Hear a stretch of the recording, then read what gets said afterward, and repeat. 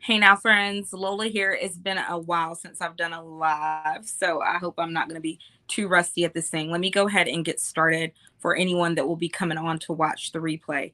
First and foremost, I hope you all are having the most joy, peace filled holiday season ever. And let me know as you come in that you can see me, hear me okay, and that everything is good to go and that there are no issues. I'm super excited to talk about what I'm talking about today. um, I have to be excited, right? To just get on live randomly, impromptu, to not send out a email blast to my email list, to not send out a text blast to my text list. Yeah, I did none of that. I just posted a post on Facebook, just one platform, and said, hey, like, I want to talk about the future. I'm going live. Who's joining me? And people were able to respond. Grace and peace, Apostle Sonia. I hope you're doing super well and that your family had a wonder filled Christmas and all that good stuff. So, yeah, I'm very, very excited to talk about this. And I called my husband and I'm like, husband, I want to talk about something. And I ran it by him. And then he started like chiming in. I'm like, well, maybe I should wait on you. And he's like, no, you need to talk about it. And I was like, yeah, because I got that feeling in me that is like, it's very difficult to explain. So sometimes when something is really, really burning my heart, when something's on me really, really heavy and I want to talk about it or get it off or like write about it or whatever, or share something with someone, it's like I'll feel this feeling physically in my body that is uncomfortable, but not uncomfortable like in a bad way. It's more of like an excitement bubbling over that makes me uncomfortable until I actually get it out. And so that's what I felt today. And I was like, I know this feeling. And I know when I have it, it means that I need to say whatever I need to say and get off. Now, the other side of that is that I'm a very meticulous planner and I like to have things thought out and I like to have things prepared. And sometimes it doesn't allow me to do that when I get that feeling. I just got to go. So, what I'm going to be talking to you all about today is if you're still thinking about it, it's already too late.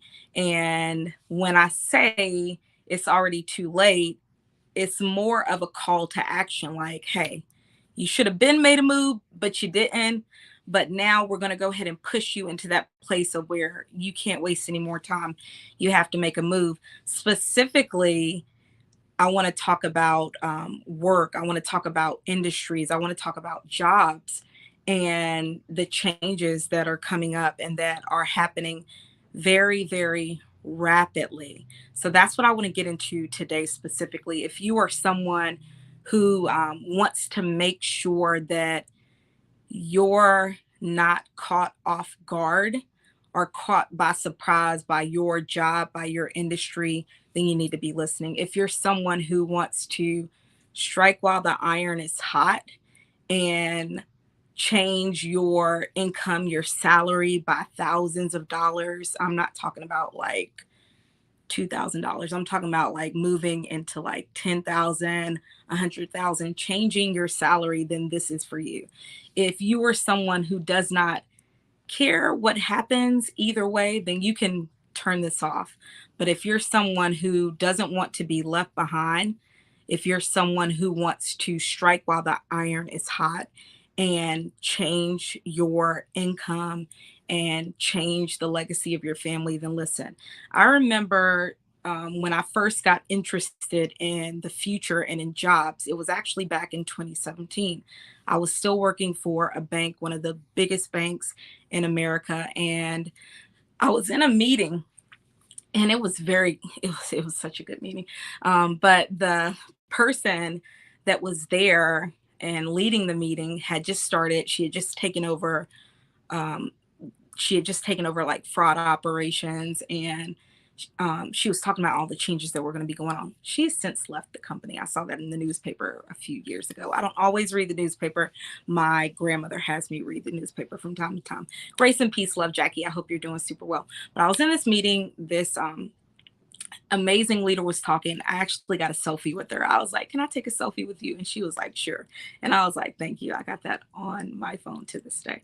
Super excited about that. But I was in this meeting and they were talking about like the changes that were happening in the company. And I was like, man, the way she wrote this, it was so disarming.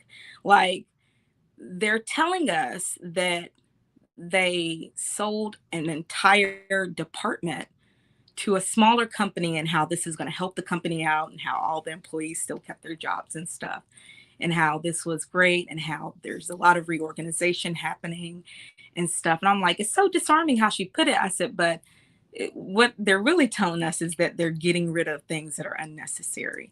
And then she went on to say how they were incorporating more technology and AI and all of that.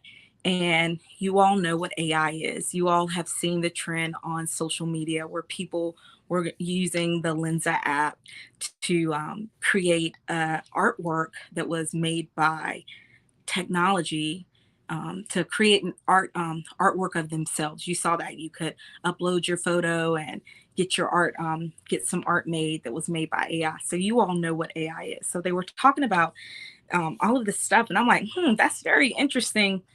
But then my thought was, how is the company preparing us for this change? How are they getting us as employees ready for the curve? And I wrote about this, y'all. It's on my blog.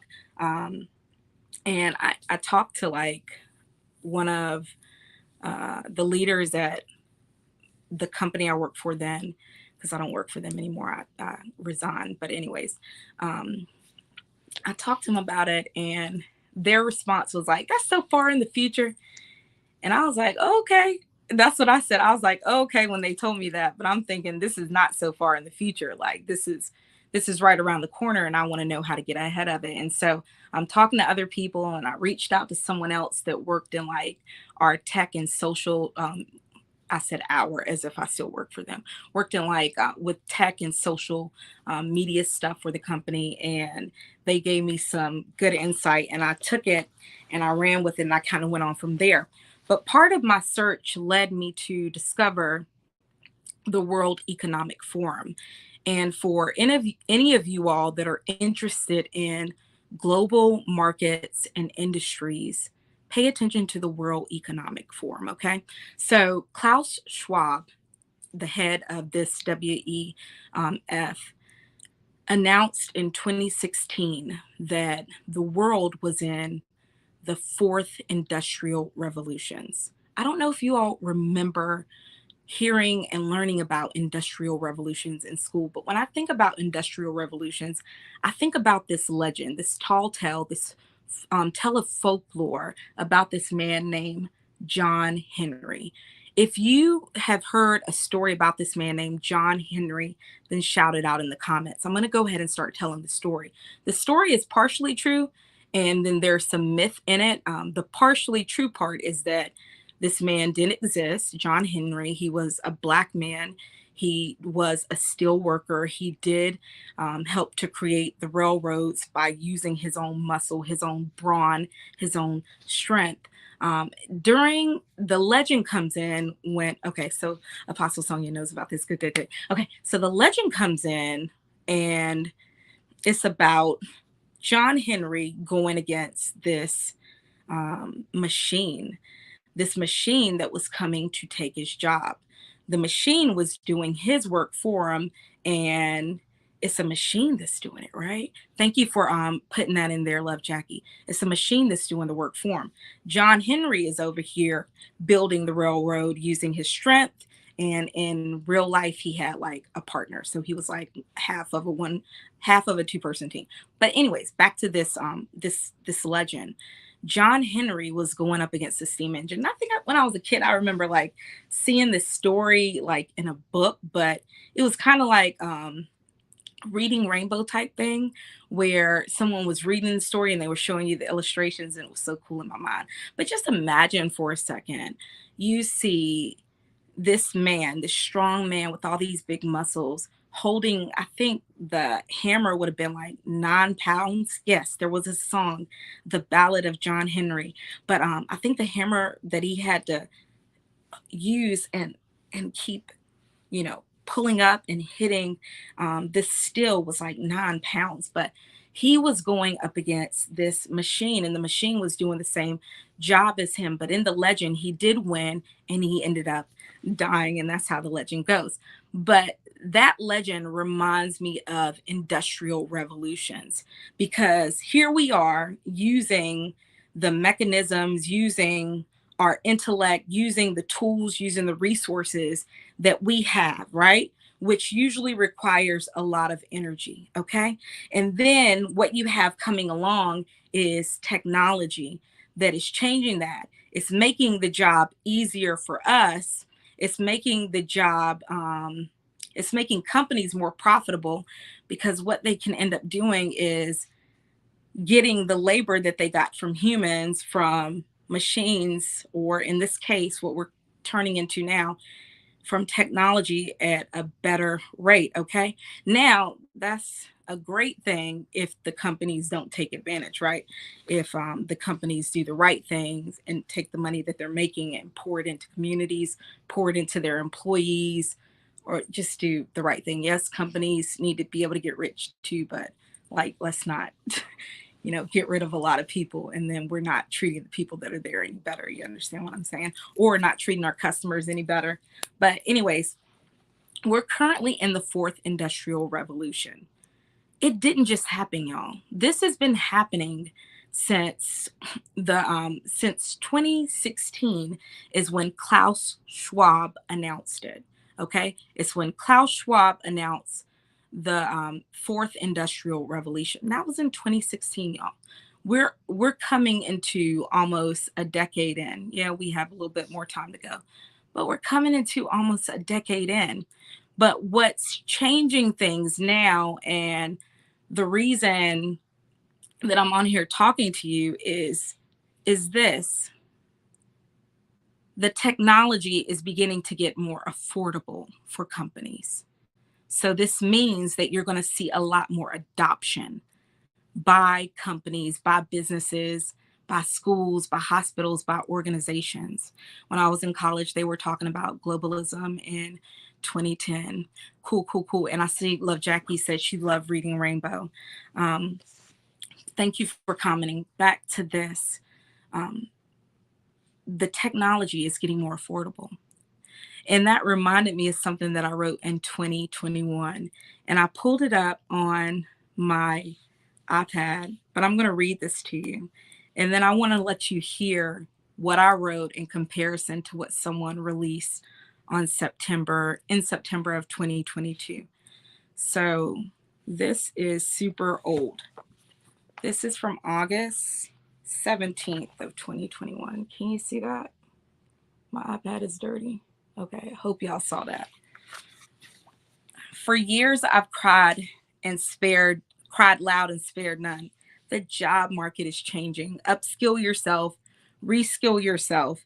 Today, I'm saying the floor is slipping from under many of you, and you don't even know it because the impact has not hit your specific job yet, but the shift has already touched every industry. So get competitive.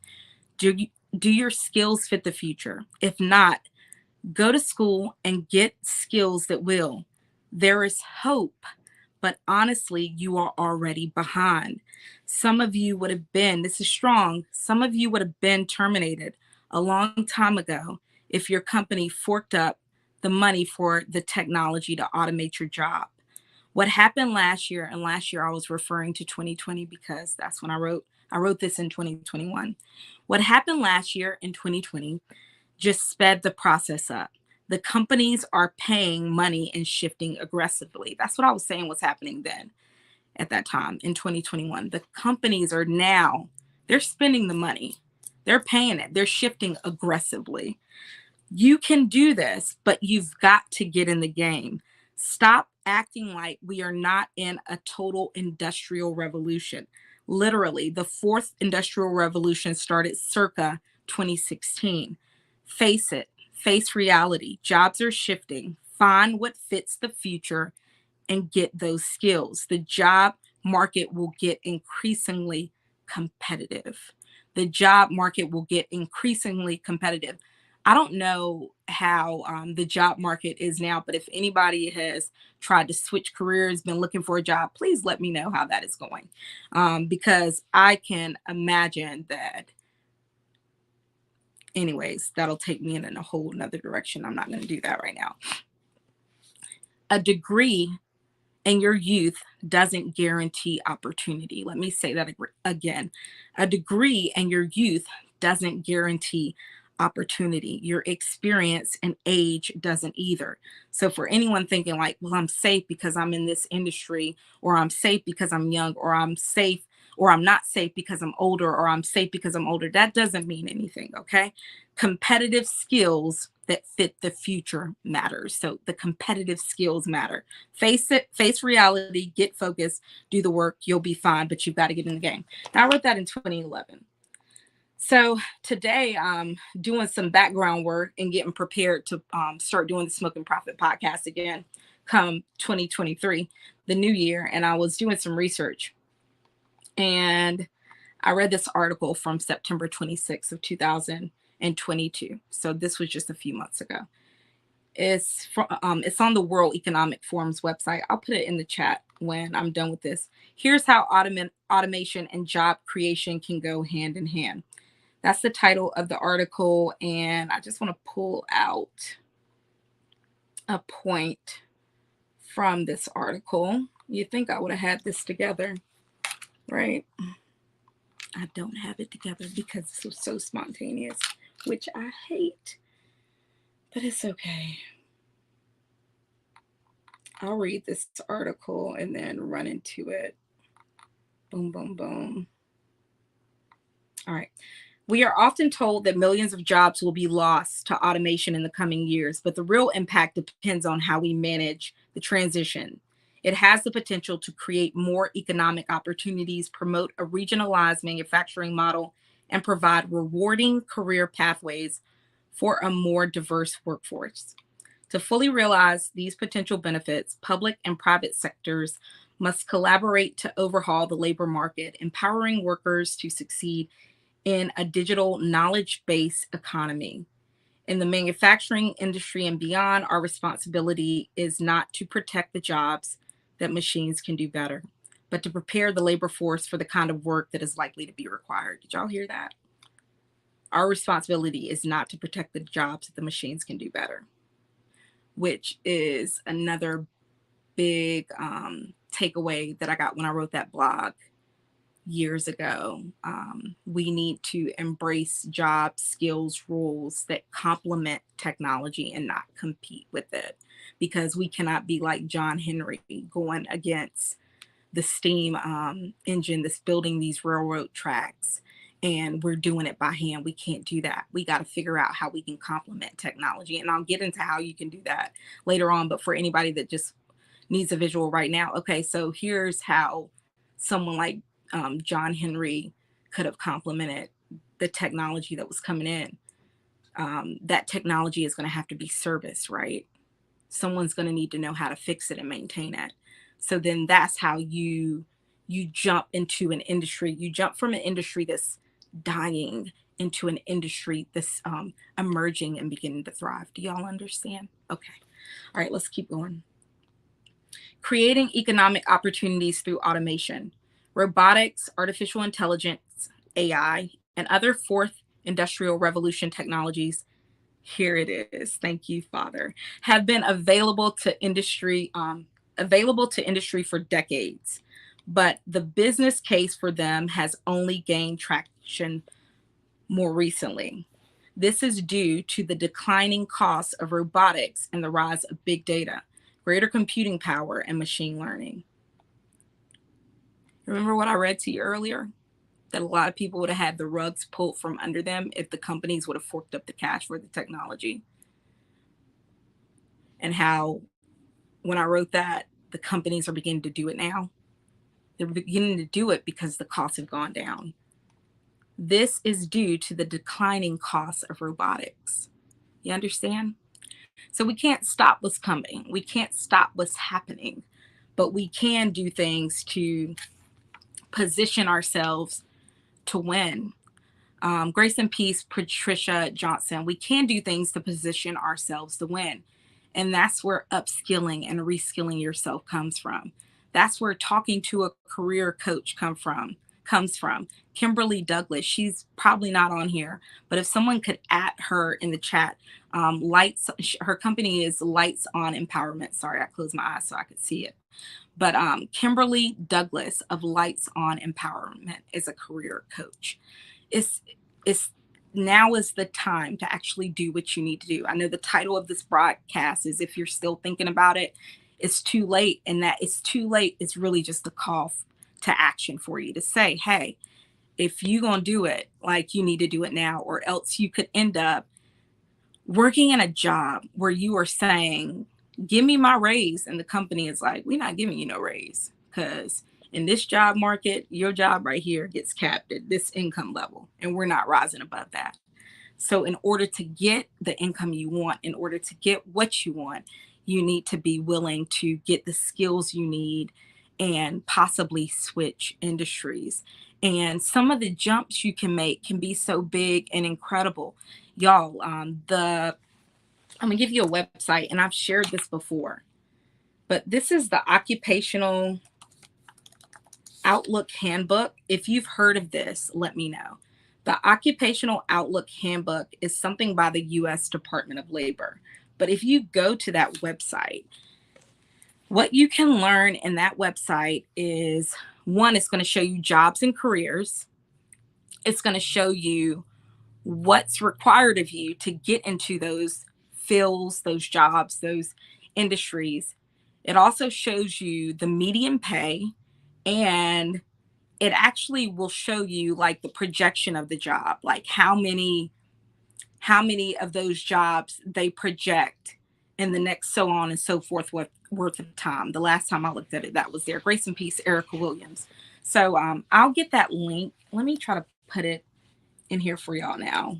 I'll do it on my computer, but go and look up jobs so that you can see, like, hey, if I were to do this job, how much could I increase my salary? I mean, can I go from a $10,000 increase, or could I go or could I make a leap as big as like $40,000, $50,000? Y'all, it's possible. It's possible. It really is, especially when you get into certain industries. It's so possible.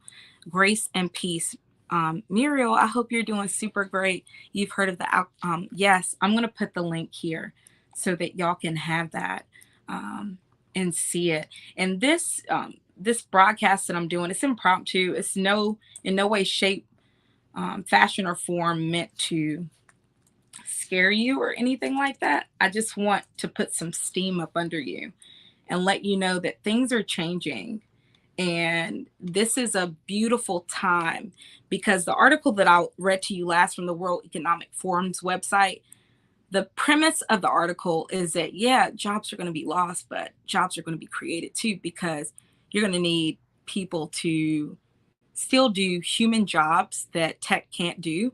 But then you're also going to need people to become SMEs and subject matter experts of this new tech, and like managing these things. And so, yeah, we're not going to be afraid. We're just going to start doing what we got to do to get prepared, right?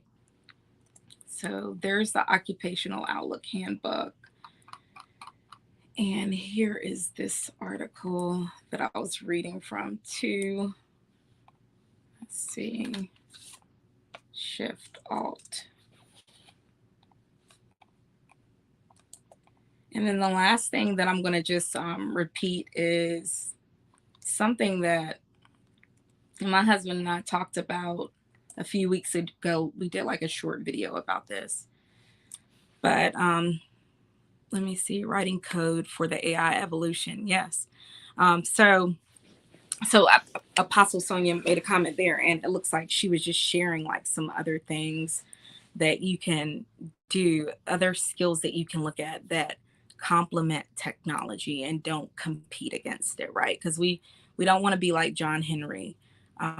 where we're boom, boom, boom, working so hard when technology is there and it can do things for us with the click of a button or by plugging in some data or, with more effort at first, but then less effort in the long run because the tech just takes it over and runs with it. Okay, so something that Dante and I, my husband, talked about several weeks ago was a way to like switch careers and change jobs and things like that. Something that you can do is write down your skills, write down your skill set, the things that you can do, and then look at those skills and compare them to other industries. So don't just think about the industry that you've been working in, compare them to other industries. So you can begin to see how your skills can work in other places. That way, if your company does make some switch, you can shift quicker than you would be able to had you not prepared. Also, something else you want to pay attention to, and someone I work with taught me this so long ago. I'm so grateful for him. I think this was over 10 years ago when he taught me this, but is just to watch the quarterly earnings for your company. So watch the quarterly earnings for your company because that will help you see what your company won't say. Some companies will have you working there, oh, everything is fine. Whole time their earnings are going down, down, down, down, down. And they're going to reorganize, get rid of people. You know what I'm saying? So watch that.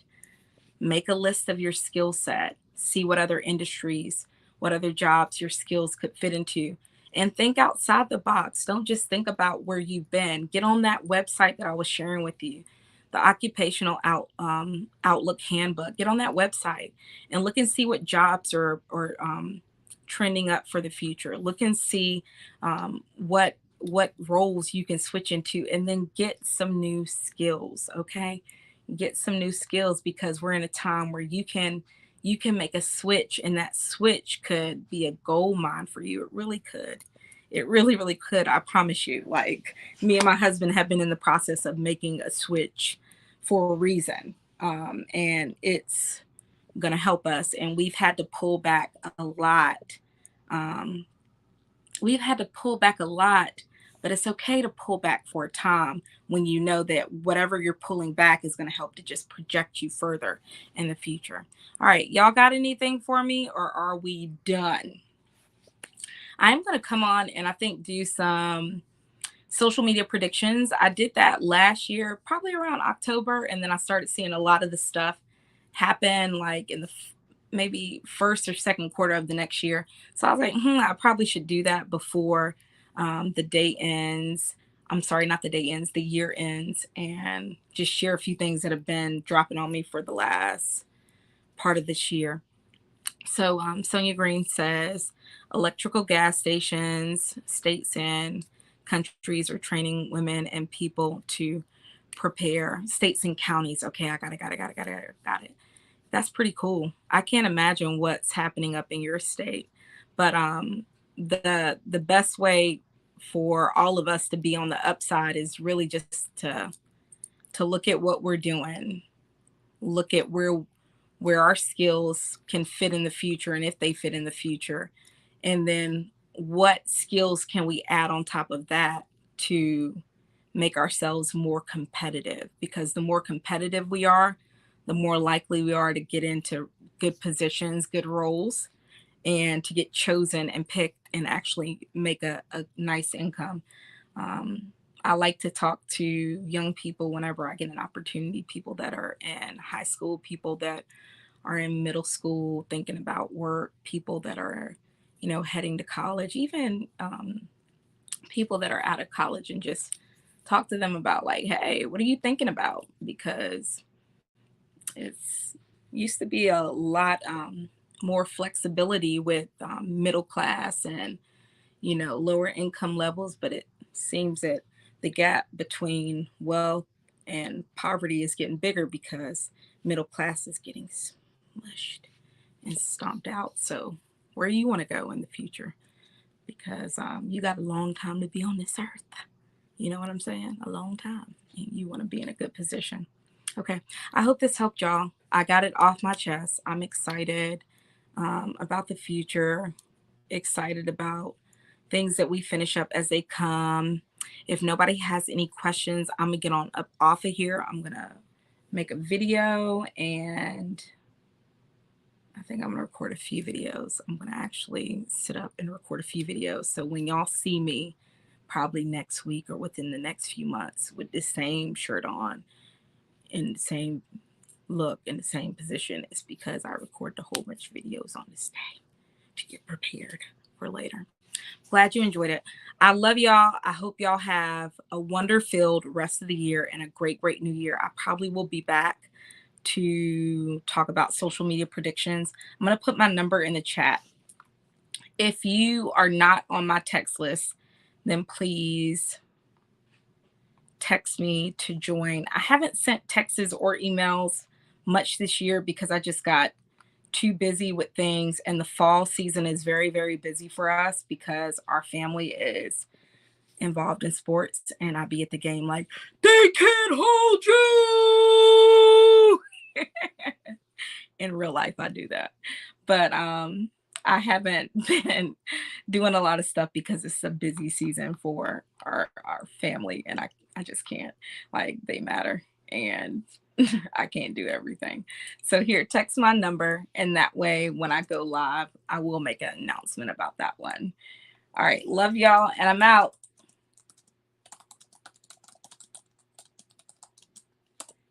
Done. Bye.